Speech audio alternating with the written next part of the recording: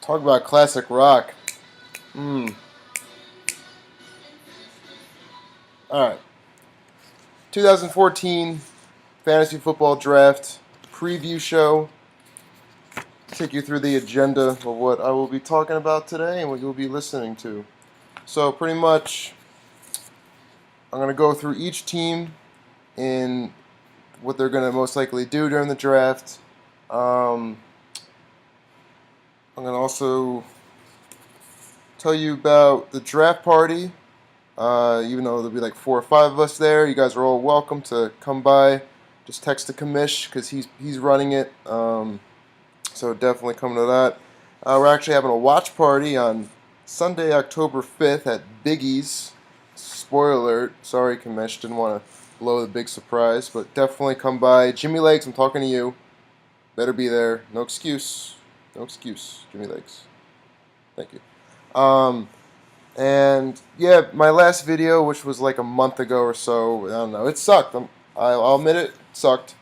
But I don't see anyone else stepping up to the plate. I'm right here. I mean, you do a video. Don't be afraid. You can bash me all I want. I love it. Constructive criticism, I'll take it. But anyone's free. Just do your own video. I mean, I don't have to do this. Do it for love. Because I love all of you guys. Including you, John, even though I know who you are. Alright, well, without further ado, we're going to do the order of how people finished last year. Most likely what they're going to do during the draft. Also, the superlatives. Yeah. Let's just go. So, Madison Hedgecock's the champion. 2 in a row. He's an unbelievable player. Just top notch. I pretty much, want to jinx you, so he's most likely to draft a perfect team. Take J.J. Watt in round 1. It'll work for him because it's Madison Hedgecock's. It's also most likely to beat Nittany Lions in the last second of the championship when Nittany Lions is at a concert and comes up the stairs of the Pat train and looks like he saw a ghost, and I jump for joy. But that's another story. Nittany Lions. He's most likely to flash his stupid fake rings, like, ooh, champion, ooh, he does this. He hasn't won in like 10 years. I mean, yeah, it's more than other people.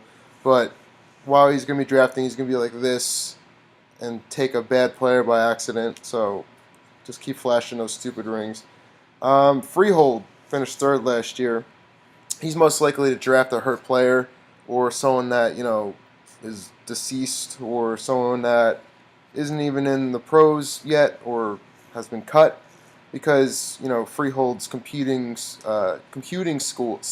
sorry about that, tongue twister, isn't top notch. So he might take someone like last year where he drafted a guy who didn't even play a game. But Freehold, or as the Mountaineers would say, Papa, most likely to draft a hurt player. Browns fan. What do I swear with Browns fan? He's most likely to wing it because his awesome draft strategy last year, he just wung it, and you're not bad. Fourth place, but not so much this year, Browns fan. Sorry. Meme Machine is most likely to hate his entire team, no matter how amazing it is. He's gonna have an A+ draft rating by Yahoo, like the best out of everybody. He's going to hate it. He's going to hate his entire team. And throughout the year, he's going to hate it, but he's going to be amazing, because it's Meme Machine. And actually, side note, Grinders shouldn't have done that trade with Meme Machine. He has something up his sleeve. If I had sleeves, you get it. But yeah, it's like doing a deal with the devil. Meme Machine knows what he's doing. He knows what he's doing with the 12th pick. Should have stayed put. Now you're just going to question it because, Meme Machine's already right. So Giants rule is most likely to draft a bust. Why? Because he's at pick 1 and he's shaking in his boots. Because he's already trying to get out of it. Nobody, except Freehold, offer him 13, which, is a fabulous offer. But Giants rule is going to sit at 1. He's going to be between 3 guys. He's going to pick the wrong one. Something's going to go wrong, yada, yada, yada. It's another season for Giants rule where he's coming in 8th he's consistently 8th, 7th, 9th, 10th. He's a solid player, never the worst. He's never the worst. I'll give him that. Um, Shake and bake, shake, then bake. So shake and bake is obviously most likely to show up late. Probably like round 6 or so. He was gonna like meander in, like, oh, hey guys, yeah. Who did I auto draft this year? Rashard Mendenhall, or as Al Michaels would say, Rashard Mendenhall, and also whoever else is up there to be automatically drafted. And that's shake and bake every year, through and throughout. That's why we love shake and bake. He's shake. So Garden State Grinders, he's most likely to be.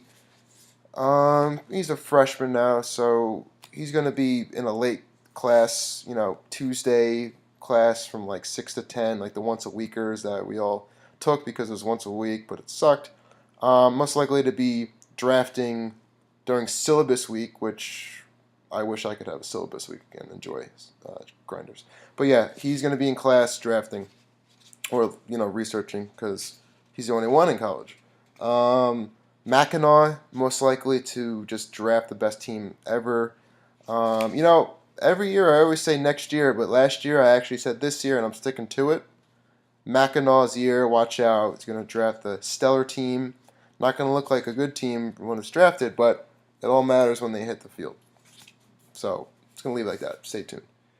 The Mountaineers, he's most likely to draft a West Virginia guy who is not even worthy of any pick, like a Steve Slayton, like a that quarterback who played for the Rams.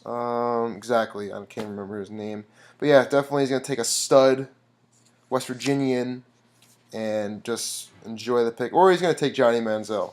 It's either, the Mountaineers are gonna take Johnny Football, and before round 10, book it. The Mountaineers will take Johnny Football. All right, Jimmy Legs. He's most likely to drop his entire team after the draft. He's going to question every pick he did. He's going to pick up other people. He's going to be reading too much Matthew Berry. And he's going to clean house before the night's even over. And then Freehold actually will jump on every single one of those free agents because, it's Freehold who's going to have 67 moves before the first week's over.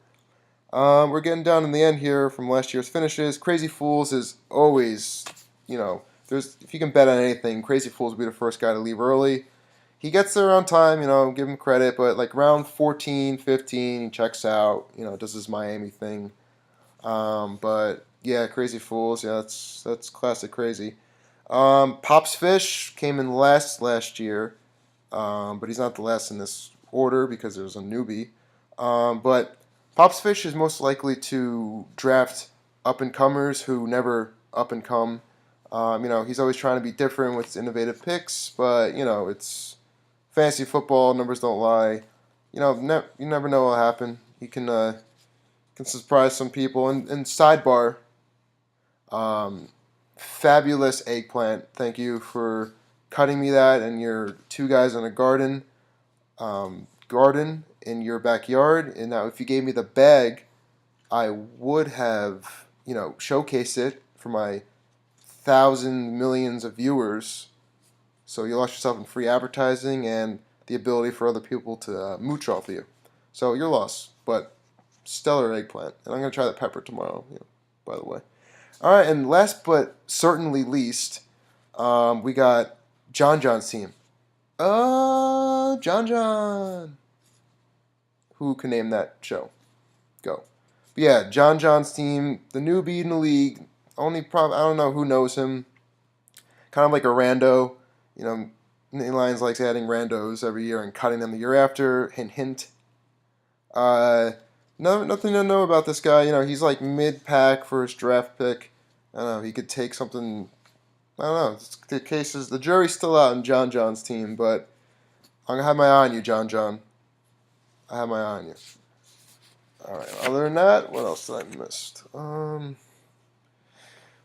Yeah, that's about it. Oh yeah, and lastly, I was gonna say most likely to draft Teddy Bruschi as Alaska Ice Bashers, even though he's not in the league anymore. So I had to get it in there. I think I mentioned every single video I've ever done.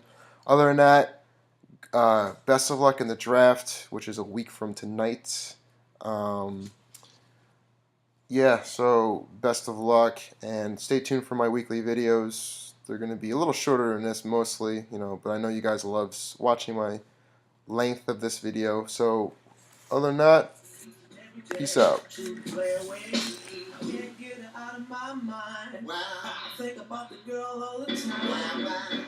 East side to the west side, it's no surprise.